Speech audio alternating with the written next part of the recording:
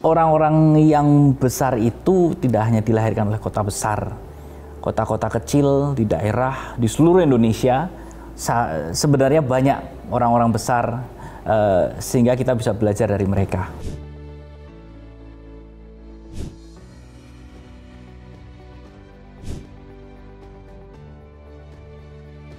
Nama saya Derwin Suartono. Saya sekarang sebagai Dean School of Computer Science, dan juga kalau bicara dari guru besarnya atau profesornya bidangnya di Artificial Intelligence. Beberapa hari yang lalu ya saya mendapatkan kehormatan mungkin ya, menjadi satu dari 75 tokoh pamomong Jawa Tengah. Saya rasa itu karena saya lahir dari Jawa Tengah, dari kota Pekalongan, dan penerima penghargaan itu mayoritas tokoh publik ya, pejabat pemerintah, terus pelaku-pelaku di masyarakat. Biasanya ada beberapa tokoh-tokoh yang punya kontribusi nyata di masyarakat, misalnya membuat yayasan dan seterusnya, dan beberapa akademisi, begitu. Dan penghargaan ini menjadi satu indikator bahwa kita ada kontribusi di tengah-tengah masyarakat, begitu. Oke, nah melanjut dari penghargaan ini ya Prof, sebagai pamomong, apakah sebenarnya masih ada ruang ya Prof saat ini untuk membimbing dengan hati? Apa sih arti seorang pamomong bagi generasi digital? Iya, istilah pamomong ini sebenarnya kan berasal dari bahasa Jawa ya, identik dengan salah satu tokoh dari Punakawan yang namanya Semar itu. Semar ini konon adalah yang paling senior, paling tua gitu di antara saudara-saudaranya, dan dia punya peran yang banyak memberikan nasihat, banyak memberikan tuntunan buat saudara-saudaranya, begitu.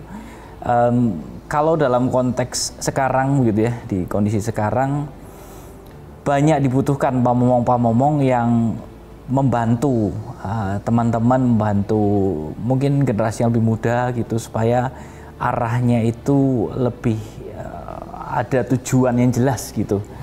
Karena kalau kita lihat di generasi yang sekarang, generasi digital ini kan arah itu banyak terlihat random gitu ya. Random artinya karena mengikuti sosial media A, bicara tentang A, sosial media B, bicara tentang B, dan cenderung tidak ada arah yang jelas yang membuat anak-anak itu punya tujuan yang besar di akhirnya, hanya ngikuti tren sana sini begitu. Nah, kalau di kondisi sekarang pamomong yang dibutuhkan itu adalah pamomong yang punya komitmen, pasti punya arah maunya ke mana gitu untuk anak-anak. Dan kalau sekarang saya rasa banyak ya dosen-dosen yang memiliki passion untuk mengarahkan anak-anak muda sekarang itu punya tujuan atau memikirkan masa depan supaya nanti bisa punya manfaat dalam skala yang lebih luas gitu. Oke, nah tadi kan sudah sempat di-mention nih tentang arah nih, dan Prof sendiri adalah seorang guru besar di BINUS. Lantas perannya bagaimana Prof dalam mengarahkan, dalam mungkin membangun api belajar ya bagi generasi sekarang? Oke, kalau saya kalau di kelas, saya kalau mengajar itu selalu saya selip-selipkan nilai-nilai moral ataupun prinsip-prinsip hidup yang sebenarnya sederhana tetapi jarang anak-anak itu melakukan gitu. Sebagai contoh, datang on time gitu ya. Datang on time itu kan membangun habit dalam waktu yang panjang gitu ya, karena menjadi habit itu ketika sudah diulang berkali-kali. Misalkan anak-anak terbiasa terlambat, saya berlakukan rule di kelas saya nggak boleh terlambat. Itu sebenarnya hanya bertujuan supaya anak-anak ini punya habit yang baik, begitu. Kemudian contoh yang sederhana lagi, mengerjakan tugas, kumpulkannya jangan mepet. Ya, saya ajarkan beberapa filosofinya kenapa kok hal sederhana ini membuat kita lebih baik. Misalnya kalau kamu mengerjakan tugas, kumpulkan H-1. Nanti kalau ada error bagaimana, kalau ada bicara tentang kualitas apalagi ya susah sekali kalau sudah mengumpulkan tugas di H-1. Dan juga contoh yang lain lagi, contoh yang ketiga adalah misalnya saya selalu ajak mahasiswa itu ayo ikut organisasi. Saya jelaskan juga kenapa saya mendorong untuk ikut organisasi. Karena nanti pada saat bermasyarakat, pada saat kita lulus kuliah, itu kan akan banyak berinteraksi dengan orang, dan cara berkomunikasi itu kan butuh diasah, cara bernegosiasi, cara kita menempatkan diri di tengah-tengah orang yang bervariasi, itu sangat dibutuhkan latihan-latihan sejak muda, sejak kuliah. Dan kuliah ini kan waktu yang paling tepat untuk mereka itu belajar soft skill. Bagaimana berorganisasi, bagaimana bersikap ya, bersikap kepada kondisi-kondisi yang bervariasi gitu. Selalu saya selipkan hal-hal itu di tengah-tengah perkuliahan di kelas. Terkadang juga ada mahasiswa yang datang secara personal setelah selesai kelas, ada minta nasihat dan seterusnya, ya saya bantu juga sesuai case by case yang mereka butuhkan begitu. Di tengah era yang sekarang nih aku bisa bilang bising ya Prof, karena banyak yang kalau misalnya berpendapat tuh langsung gitu bisa media seperti itu. Nah, menurut Prof, di tengah era yang bising seperti ini, bagaimana kita bisa menyuarakan pendapat kita sebagai seorang generasi muda ya, kita bisa bilang, tapi tanpa menaruh embel-embel pencitraan yang berlebihan, Prof?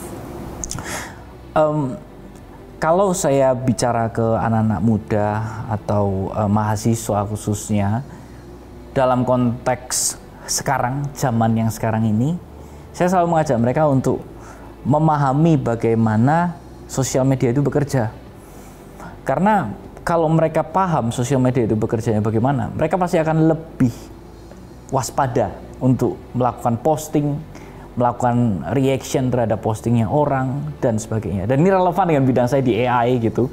Jadi saya bisa ceritakan AI itu bekerjanya begini loh di belakang layar, sehingga saya bisa menyentuh ke aspek security dari data-data mereka yang mereka sebenarnya secara nggak sadar mereka feeding, mereka berikan data-data pribadi, behaviornya mereka secara tidak secara otomatis disampaikan begitu aja. Sehingga kalau di posisi sekarang, ketika kita tidak bijak bersosial media, ketika kita tidak bijak dengan jari untuk kita nge-swipe, melakukan klik sana sini, itu cukup bahaya ya. Banyak contoh aplikasi AI yang bukan aplikasi ya, mungkin produk AI yang sering orang-orang sebut gen AI mengenerate sesuatu. Waktu itu sempat happening saat hari pertama di neraka gitu. Ini kan sebenarnya sesuatu yang memang kita bisa lakukan, kita sebagai pengguna dari aplikasi AI itu bisa kita lakukan. Tetapi kan tinggal kitanya sendiri sebagai pribadi, saya melakukan ini baik nggak ya? Saya melakukan ini efeknya apa ya? Nah, hal-hal seperti ini yang butuh kita ajarkan ke anak-anak sekarang. Karena teknologi nggak bisa dibendung. Mau melakukan limitasi akses ke dalam teknologi nggak bisa, karena ada di HP, ada di smartphone, dan kita nggak mungkin membatasi anak-anak muda untuk megang smartphone dalam waktu-waktu tertentu atau dalam batasan-batasan yang hanya bisa diakses yang A atau B atau C. Sehingga nilai moral itu butuh kita tanamkan lebih banyak, sehingga anak-anak kita ini mahasiswa-mahasiswi itu punya arah yang baik ke depannya gitu, dan masa depan mereka akan lebih baik gitu. Tapi kalau bicara soal kesiapan nih Prof, tadi kan Prof kasih pandangan soal mereka seharusnya bisa lebih bijak atau seperti apa. Nah, kalau misalnya dari pandangan Prof sendiri, apakah generasi kita itu sebenarnya siap ya, dalam kondisi siap nih untuk bisa menyebarkan suara yang kita bisa bilang suara teladan? Generasi yang sekarang memang banyak disebutnya Gen Z ya, Gen Z.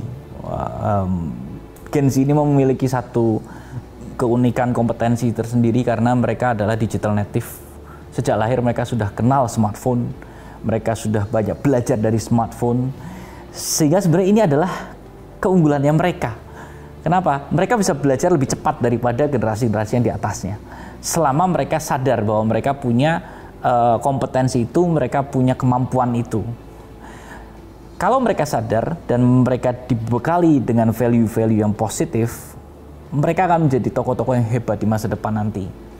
Dan bagi saya pribadi, siap untuk generasi yang sekarang ini, Gen Z sekarang ini, siap untuk menjadi penyuara hal-hal yang positif, penyuara hal-hal yang sifatnya bisa menjadi teladan buat orang-orang yang lain, selama mereka dalam koridor etika yang benar. Dan tugas kita mungkin dalam hal ini, saya sebagai pendidik, itu memang harus mengarahkan mereka sehingga mereka bisa berjalan dengan jalan yang nggak keliru ya, nggak keliru, supaya masa depannya bagus.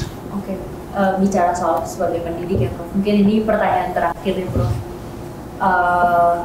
Apa sih pesan yang ingin disampaikan nih sama pendidik-pendidik di luar sana, mungkin teman-teman sejawat dosen seperti itu, untuk bisa dikenang nggak cuma ketika kelas ini berakhir gitu loh. Ya udah nih, ya udah kamu itu sebagai dosen di kelas udah selesai. Pesan saya untuk para pendidik ya, para pendidik itu ini banyak disebutkan sih oleh para tokoh-tokoh yang sudah senior gitu.